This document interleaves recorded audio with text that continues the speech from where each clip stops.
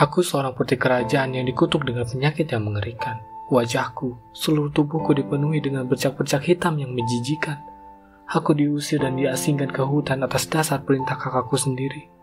Atas perintahnya, ia menyuruh penasihat istana untuk membawaku ke hutan yang gelap dan mengerikan.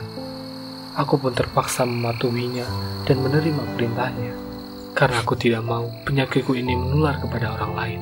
Walaupun aku tahu ini semua terjadi atas dasar kebenciannya padaku. Namaku Purbasari, aku anak bungsu dari 7 bersaudara. Ayahku Prabu Tapa Agung yang merupakan raja kerajaan Pasir Batang.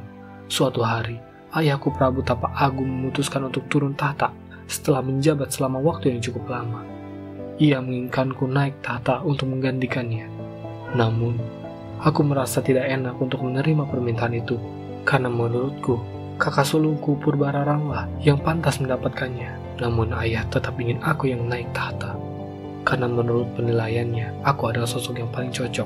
Ia khawatir, jika Purbararang menjadi raja, maka ketentraman dan kedamaian rakyat akan terganggu karena ia memiliki sifat yang buruk. Pada akhirnya, aku menerima permintaan ayah. Prabu Tapa Agung meninggalkan kerajaan, memulai hidupnya yang baru menjadi seorang petapa. Purbararang sangat marah karena tahta kerajaan diserahkan kepadaku. Beberapa lama setelah penobatan, Purbararang tiba-tiba mendatangiku. Seketika ia menyiram wajahku dengan cairan hitam. Tubuhku pun dipenuhi dengan bercak-bercak.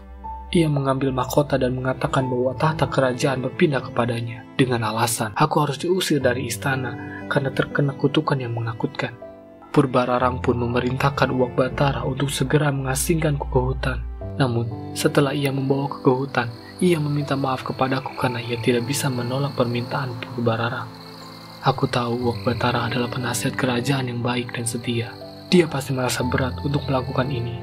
Karena itu, aku tak boleh terlihat sedih. Aku mencoba menjalani hidup yang baru di hutan ini. Beberapa hari kemudian, seekor lutung datang menghampiriku. Ia ternyata dibawa ke hutan oleh Uwak Batara Lengser. Purbararang menyuruhnya membawa lutung itu kemari dengan bermaksud agar lutung itu melukaiku. Namun, Uwak Batara Lengser memberi pesan kepada lutung itu agar menemani dan melindungiku. Seiring berjalannya waktu, kesedihanku sirna. Lutung Kasarung selalu ada di sisiku dan selalu membantuku. Semakin lama, aku merasa jatuh cinta kepada Lutung Kasarung karena tanggung jawabnya, kepemimpinannya, dan kecerdasannya. Suatu ketika, Lutung Kasarung membawaku ke suatu tempat. Tempat itu adalah telaga dengan pancuran yang indah. Aku pun mandi di telaga itu dan membersihkan tubuhku. Dengan ajaibnya, semua kutukanku sirna. Wajahku pun kembali seperti dulu. Lutung memberikan sebuah pakaian yang cantik padaku dan aku memakainya. Lutung Kasarung pun terpesona karena wajahku kembali normal. Ternyata kabar ini menyebar sampai ke kerajaan. Bahkan sampai Purbararang pun kembali mendatangiku. Ia terkejut melihat wajahku kembali normal dan terlihat khawatir. Tiba-tiba sebuah tantangan muncul dari mulutnya. Jikalau rambutku lebih panjang dibandingkan rambutmu, maka lehermu Purbasari harus dipenggal algojo kerajaan. Aku pun menerima tantangan itu. Kugerai rambutku yang indah dan terbukti rambutku lebih panjang daripada Purbararang. Terlihat wajah Purbararang khawatir karena kekalahannya.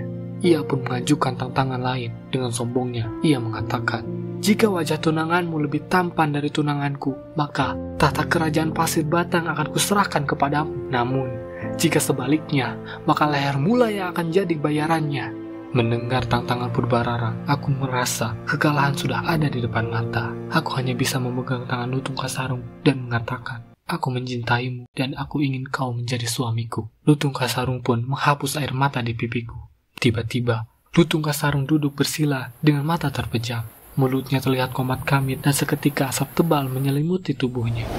Lutung Kasarung pun berubah menjadi sosok pria yang tampan dan gagah. Ternyata ia adalah Pangeran Guruminda dari Kayangan. Ia diperintahkan ibundanya turun ke bumi dengan menyamar menjadi lutung untuk mencari seorang cinta sejati. Semua orang yang menyaksikan terkejut, terpana akan ketampanan Pangeran Guruminda. Jelas, ketampanannya jauh mengalahkan Indrajaya tunangan Purbararang. Purbararang pun mengakui kekalahannya. Ia pun menyerahkan tahta kerajaan kembali kepadaku, seraya memohon maaf. Bagaimanapun, Purbararang adalah kakak sulungku, tentu aku memaafkannya. Dan akhirnya, aku Purbasari dan Pangeran Guruminda atau Lutung Kasarung menikah dan kami hidup bahagia.